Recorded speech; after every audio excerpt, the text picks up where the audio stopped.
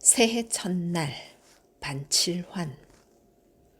황새는 날아서 말은 뛰어서 거북이는 걸어서 달팽이는 기어서 군뱅이는 굴렀는데 한날 한시 새해 첫날에 도착했다.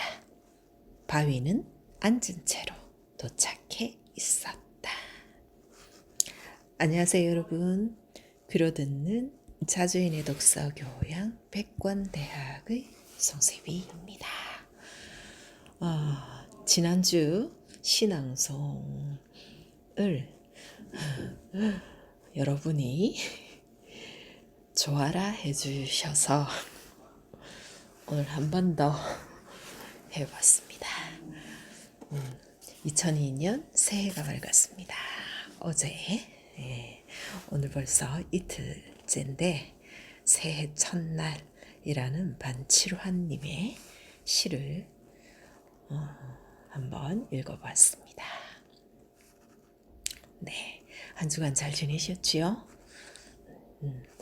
지난주 예고대로 오늘 드디어 대장정의 글을 시작하게 되겠습니다. 들어가 볼게요. 김갑수 역사 에세이 미래를 위한 과거. 진보란 무엇일까? 진보란 내가 역사를 좋게 만들 수 있다는 신념을 가지고 노력하는 것이 진보이다. 제8장 중국 인민혁명을 통해 우리 역사를 본다. 89. 대장정. 호사다마는 성공자의 도취를 경계하는 말이다. 역사에서 대가를 치르지 않는 성공이란 없다. 특히 작은 성공에 도취될 경우 예상치 못한 시련을 맞는 경우가 허다하다. 반면에 실패를 성공으로 전환하는 역사도 있다. 이 경우 말 그대로 전화위복의 역사가 되는 것이다. 1930년대 초반 중국의 혁명가들은 작은 성공에 도취되어 있었다. 불과 수백 명으로 출발한 그들은 6년 만에 수만 명이 이르는 노동자, 농민의 군대를 조직했기 때문이다. 이에 따라 중국 남부 곳곳에서는 소비에트들이 만들어져 급성장하고 있었다. 하지만 성공에는 필연적으로 대가가 따른다는 것을 그들은 간과했다.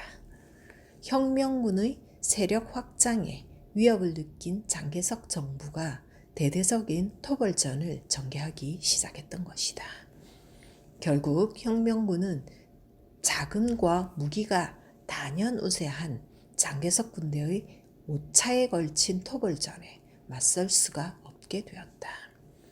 일본 제국주의 군대와 싸워야 할 그들에게 동족이 퍼부은 무차별적인 공격은 그 어느 시련보다도 집요하고 가혹한 것이었다. 이런 상황에서 그들이 선택한 것이 이른바 대장정이었다. 이것은 흔히 25,000리 장정이라고 말한다.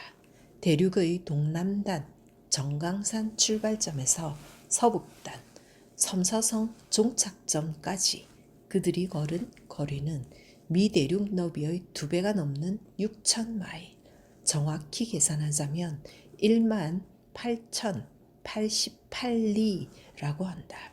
하지만 생사의 기로마다 그들이 감수해야 했던 숱한 우회와 역행군을 감안할 때 25,000리는 그리 과장된 수치가 아니다.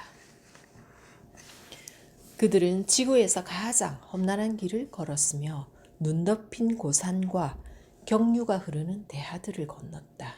적군의 추격은 집요했고 그들의 공격 또한 포악스러웠다. 도중에 치명적인 타격을 입은 것도 여러 번이었다. 그들은 양자강을 건너기 위해 200리 산길을 돌아가기도 했다. 그들은 10분의 짧은 휴식과 식사를 위해서만 멈출 따름이었다.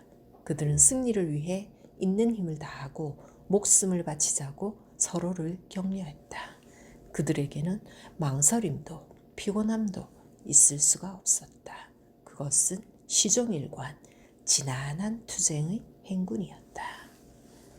그들은 가는 곳마다 촌락과 도시에 들어가서 대중 집회를 열었고 그곳의 젊은이들 중에서 간부를 선발하여 당 조직을 보강했다. 그들이 결코 포기하지 않은 것이 교육이었다는 점은 더욱 놀랄만한 일이다. 그들은 혹여 물자가 생기면 지방 빈민들과 기꺼이 나누었다. 그들은 인민에 대한 혁명군의 8대 규칙을 제정하여 실천했다. 1. 민가에서 떠날 때 모든 문짝을 제 위치에 복귀시켜 놓는다. 2. 잠자고 난 뒤의 집단이나 멍석은 개어서 원래의 위치에 놓는다. 3. 인민들에게 공손할 것이며 가능한 한 모든 힘을 다해 그들을 도와준다. 4. 빌린 물건은 예외 없이 되돌려준다. 5. 손상된 물품은 고쳐서 원상 회복시킨다. 6. 농민들과 거래할 때에는 정직을 최우선으로 한다. 7. 물건을 구입할 때에는 반드시 대금을 지불한다. 8. 위생 처리에 주의하며 특히 변소는 인민의 주거지에서 먼 위치에 설치한다.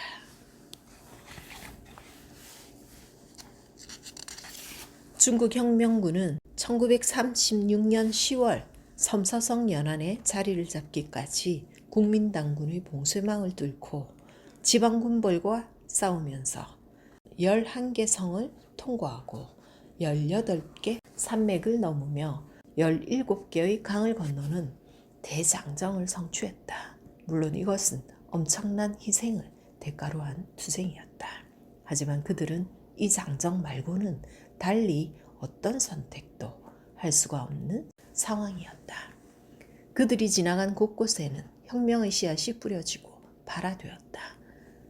혁명군은 속속 합류하는 우군 부대와 수많은 자원자들로 바로바로 보강되었다. 죽음의 사나를 넘어 장정을 성취한 병사들은 이후 항일투쟁과 인민혁명의 핵심 인원이 된다. 그들이 다시 양짜강을 건너 북경 천안문 광장에서 감격적으로 중화인민공화국을 선포한 것은 1949년의 일이었다. 그들의 전술구호는 4가지였다. 적이 전진하면 우리는 퇴각한다. 적이 멈춰 진을 치면 우리는 그들을 교란시킨다. 적이 전투를 피하려 하면 우리는 공격한다. 적이 퇴각하면 우리는 추격한다. 그들은 대장정 내내 이 4가지 전술구호를 철저하게 지켰다. 대장정, 이것은 가장 기발하면서도 장엄한 선택이었다.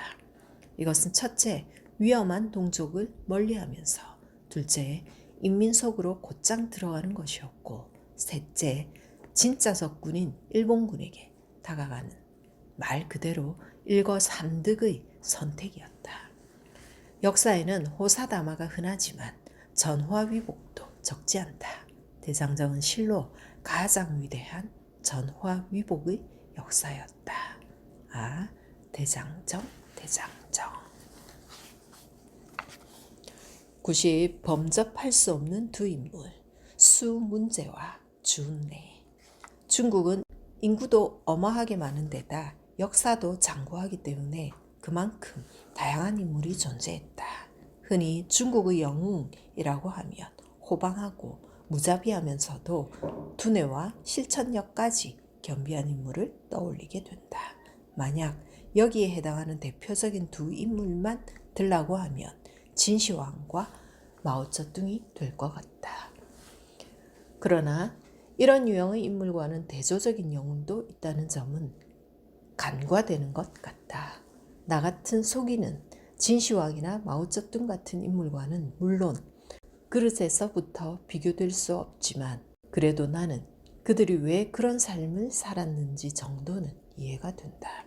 하지만 수문제나 주운내 같은 인물에 대하여는 아무리 이해하려 해도 역부족을 느낀다.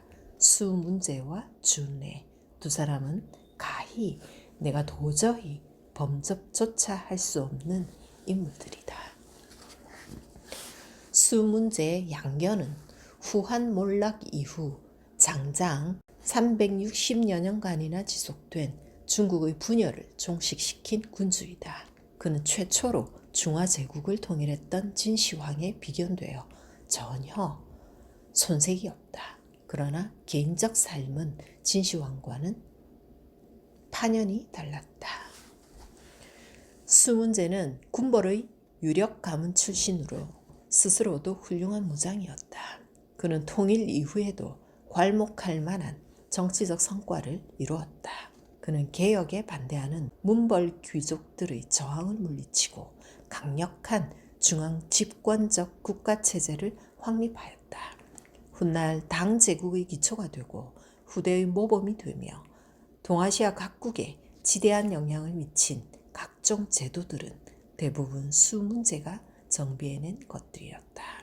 수문제는 반찬 하나뿐인 식사를 하기도 하고 자신을 모독한 사람도 결코 법조문의 규정 이상으로 처벌하지 않았다. 그는 사치를 금하고 법을 엄정하게 집행했으며 따로 후궁을 두지 않고 젊어서 만난 독고 황후와의 사이에서만 5 아들을 두었다. 그는 고대의 황제로서 현대의 어떤 평범한 가상보다도 건전한 남편이었고 아버지였던 것이다. 한편 주은래는 혁명가이며 정치 지도자였고 사회주의 운동가로서 중화인민공화국 초대 총리로 27년 동안이나 재직했다. 그는 건전, 청렴했고 문화, 교양적이었으며 남다른 포용력에다 따뜻한 인정까지 두루 갖춘 인물이었다.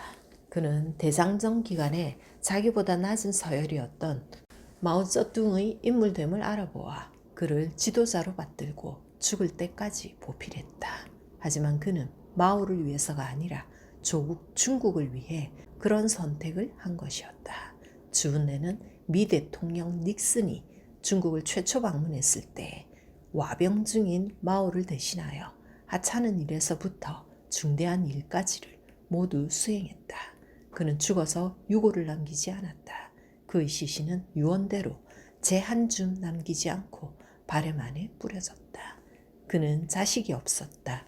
그 대신 문화혁명 기간 중 죽음을 당한 동지의 자녀들을 양자로 삼아 키웠는데 그 중에는 리펑 총리도 있었다.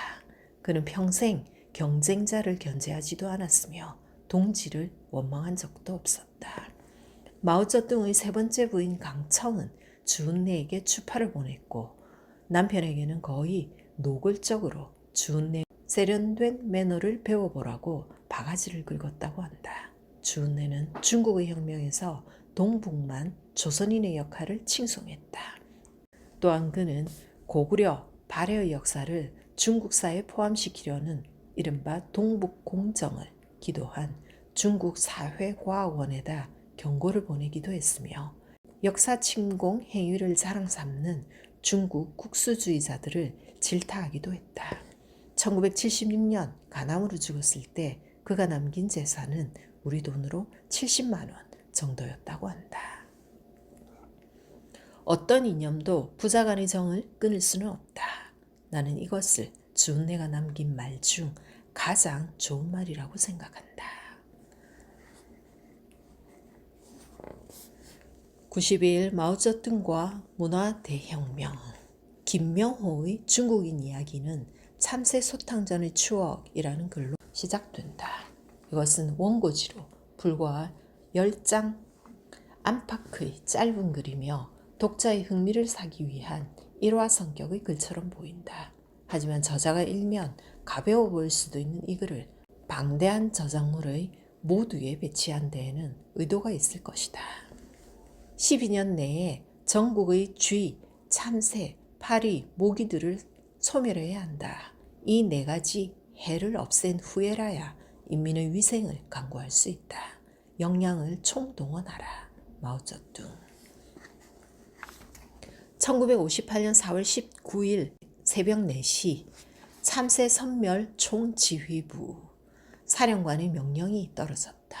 온갖 구호와 표어가 적힌 깃발들이 솟아올랐다. 노동자, 농민, 학생, 군인 당 간부 등 남녀노소 없이 붉은 깃발들 아래에 독극물이 든 과자를 쌓아놓았다. 그들은 장대, 빗자루, 몽둥이, 봉걸레, 회초리들을 들었으며 물통과 세수대야들을 두들겨 댔고 부서져라 꽹과리를 울렸다. 얼마 되지 않아 참새는 거의 소멸되었다. 1958년 한 해에만 2억 1천만 마리의 참새가 소탕되었다. 루 6,412마리를 포살한 사람이 영웅으로 각광받기도 했다. 그러나 결과는 엉뚱하게 나타났다. 이듬해 봄부터 전국의 논밭에 엄청난 해충이 출현했으며 도시에서도 골목과 가로수마다 잡충들이 들끓게 되었다. 이렇게 되자 중국 공산당은 더 이상 참새를 적으로 간주하지 않는 대신 참새 자리에 바퀴벌레를 가져다 놓았다. 인간과 참새의 전쟁, 이름하여 인작대전에 가장 적극적으로 참여한 층은 소년들이었다. 그리고 그들은 10년 후 문화대혁명 때 대부분 완장을 차게 된다. 흔히 문화대혁명은 대약진운동과 함께 마오쩌둥이 범한 2대 과오로 인식된다. 그런데 대약진운동은 마오의 과도한 실험정신이 빚어낸 정책적 착오였으므로 여기에 도덕적 비판까지 가하기는 어렵다. 그러나 문화대혁명의 과정은 한마디로 말해 참혹했다. 그것은 혁명의 폭력성과 비인간성이 적나라하게 노정된 참상이었다. 그럼에도 불구하고 나는 인류 역사상 마오쩌둥만한 걸출한 혁명 정치가를 알지 못한다. 인류 역사상 어느 누구도 대장정, 인민혁명, 중화인민공화국의 건립과 같은 위대한 업적을 이룬 지도자는 없다. 군주된 자는, 특히 새롭게 군주의 자리에 오른 자는 나라를 지키는 일에 고지곧대로 미덕을 지키기는 어려움을 명심해야 한다. 나라를 지키려면 때로는 배신도 해야 하고 때로는 잔인해져야 한다. 인간성을 포기해야 할 때도 신앙심조차 잠시 잊어버려야 할 때도 있다. 그러므로 군주에게는 운명과 상황이 달라지면 그에 맞게 적절히 달라지는 임기응변이 필요하다. 할 수 있다면 착해져라. 하지만 필요할 때는 주저없이 사악해져라. 군주에게 가장 중요한 일이 무엇인가? 나라를 지키고 번영시키는 일이다. 마키아벨리 군주론. 마키아벨리가 한 500년을 더 살았더라면 그는 마오쩌둥을 가장 이상적인 군주로 꼽는데 한시도 주저하지 않았을 것이다. 마키의 말대로 마오는 귀족을 탄압해야 인민의 지지를 얻어낸다는 것을 잘 알았다. 단 마오는 인민을 탄압한 적은 없다.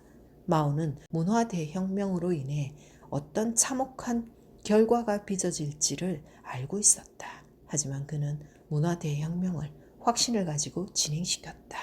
마치 참새 소탕전처럼 말이다. 수천 년간 우리 양식을 수탈한 참새의 죄악, 이제야 관계를 청산할 때가 왔다. 지난 겨울 나는 베트남을 여행했다. 내가 가본 곳은 베트남이 남부라는 한계가 있지만 자본주의와 서구 사대주의에 감염된 호치민 시의 모습은 나를 적잖이 실망시켰다. 베트남은 프랑스, 미국, 중국 등 강대국들의 침략을 물리친 위대한 민족이다. 그러나 오늘의 베트남은 자본주의와 서구 사대주의의 침략 앞에서는 정신줄을 놓아버린 채 허둥대고 있었다. 영국, 미국이 초강대국으로 부상할 수 있었던 것은 제국주의 침략 덕분이었다. 그러나 중국은 제국주의 열강의 침략을 물리치면서 강대국이 되었다는 점에서 미, 영과는 크게 다르다. 그리고 이 중심에 마오쩌둥이 있었다. 마오는 제국주의 열강보다 더 무서운 것은 자본주의와 서구 사대주의라는 것을 미리 알고 있었던 것일까? 중국을 이해하기 위해서는 반드시 문화대혁명을 알아야 한다는 말이 있다. 네. 오늘의 글을 다 읽었고 이제 8장은 2개의 글을 남기고 있습니다. 다음 시간에 읽어드리겠습니다. 안녕히 계십시오.